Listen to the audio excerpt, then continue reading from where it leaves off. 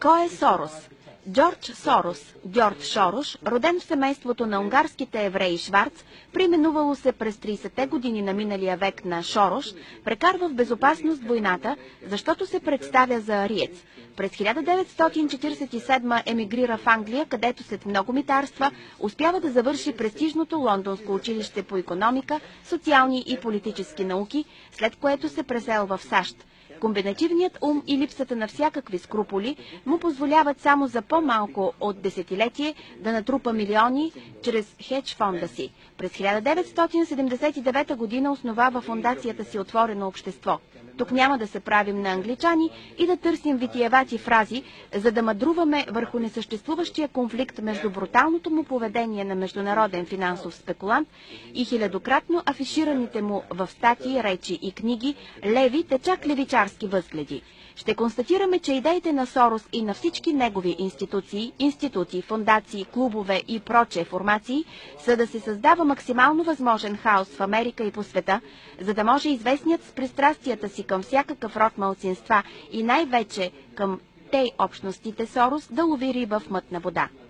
Джордж Сорос е от типа финансови хищници, които никога нищо не са съградили. Никога не са инвестирали и цент в индустрии и иновации. Единственото му занимание е било и продължава да е атакуване на компании, най-вече национални валути и цели държави, отслабването им, довеждането до ръба без оглед на използваните средства, след това бързи покупки и продажби с реализиране на огромни печалби. Той е разрушител и циник, който се надсмива над света. През 90-те атакува английския паунд и ограби от англичаните над 1 милиард долара. Същото направи в Малайзия, Тайланд, Филипините и куп други азиатски страни. Пробва се в Китай, където го наричат крокодила, но китайците го препънаха. В Русия, където след пиянската ера на Елцин изтрезняха и го обявиха за персона нон грата и окончателно се установи задълго в Източна Европа, някои страни от третия свят и някои постсъветски републики, откъдето пък се опитва да пакости максимално на Русия. Оранжевата революция в Украйна бе негово дело. Режимът на психично болния Саакашвили в Грузия е под директен негов контрол. Половината министри са бивши шефове и функционери на грузинското отворено общество, в това число силовите министри. Има обаче и достатъчно факти, които разбиват мита за това, че е самотен финансов разбойник. Зад него прозира сянката на Ротшилдовци и така наречения островен кръг около английския кралски двор.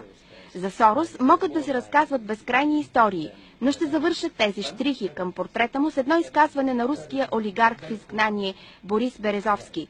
Почти припаднах, когато разбрах преди 2 години, че Джордж Сорос е агент на ЦРУ. Нямаме причини да се съмняваме в думите на Березовски, който последен ще бъде заподозрян в близки отношения с основния враг на Соросовите домогвания към Русия, Владимир Путин. Какво е отворено общество?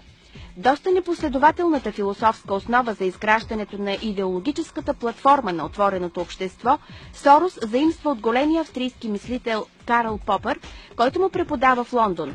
Иначе многобройните национални и интернационални версии на Института Отворено общество са изключително гъвкав стратегически инструмент за мощни геополитически влияния в отделните национални държави в Източна Европа и развиващия се свят. Тук без излишно суетене следва да отметнем завесата на тотални медийни манипулации и да го кажем направо. Става дума за разлагащи влияния, разрушаване на традиционната национална, културна, образователна и демографска инфраструктура, провеждане на системни и педантични глобализационни активни мероприятия, водещи логично до национален разпад и вкарване на съответните нации в егрека от неоколониален запас на западните метрополии. В чекмеджето с инструменти на отворено общество са куп схеми за развитие законодателството на конкретно атакуваната държава, разбирай обезкостяването му в нужното на Сорос направление, шокови терапии, методическа помощ за изграждане на външна политика, въвличаща съответната държава в съмнителни и рискови действия, които тласкат към национална изолация и загуба на пазари. Не ви ли е познато от българския преход? Отворено общество България за 20-годишното си съществуване в огромна степен постигна тези си цели.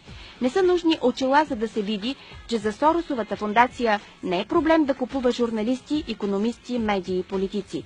Според някои публикации в медиите, фондацията на Сорос е изградила или поддържа активно в България над 90 организации от неправителствен тип.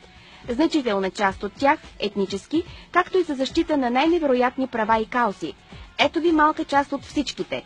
Асоциация Интегро, Български адвокати за правата на човека, Български Хелзинкски комитет, Дружество за изследване на малцинствата Студии Романи, Дружество за турски език и култура, етническа хармония, Институт за изследване на интеграцията, Институт за политически и правни изследвания, Международен център за изследване на малцинствата и културните взаимодействия, Фондация Етнокултурен диалог, Фондация Етнопалитра Трубадури, Фондация Здравни проблеми на малцинствата, Фондация Либерална интеграция, Фондация Междуетническа инициатива за човешки права, Фондация Център на неправителствените организации Кърджали, Център за подпомагане на хора преживели изтезание АСЕТ, Бюро за самопомощ Столипиново, Еврейски комитет Сион, Еврейски център Хабат, Женска независима ромска организация Кармен Разград, Женско-ромско сдружение Добра майка, село Вардун, Инди Рома 97, да ги изредим всички, ще отнеме половин страница. Българската нация се топи като ланшен сняг. Поне половин милион млади българи емигрираха за постоянно на запад. Още толкова са почти целогодишно на горбет. Образователната ни система е напълно съсипана, вследствие на системното следване от всички досегашни правителства на указанията на отворено общество за реформи. Практически нямаме културен процес. Особено катастрофална е намесата на зловещата Соросова фондация при подмяната на редица учебници и помагала, особено тези свързани с националната ни история и литература. Под предлог, че подрастващите трябва да се подготвят за един глобализиран свят, всъщност се прави опит за денационализация с замазване на историческите катаклизми, национални победи и поражения. Класическият пример е заличаването на понятието турско робство и подмяната му с османско присъствие по нашите земи. В инструментариума на отворено общество обаче най-ефикасният инструмент са политиките за насърчаване на малцинствата. Проблемът е огромен дори и във високо развитите страни, защото прекомерното толериране на малцинствата в последна сметка се превръща в диктат на медийно-агресивни малцинства над мнозинството.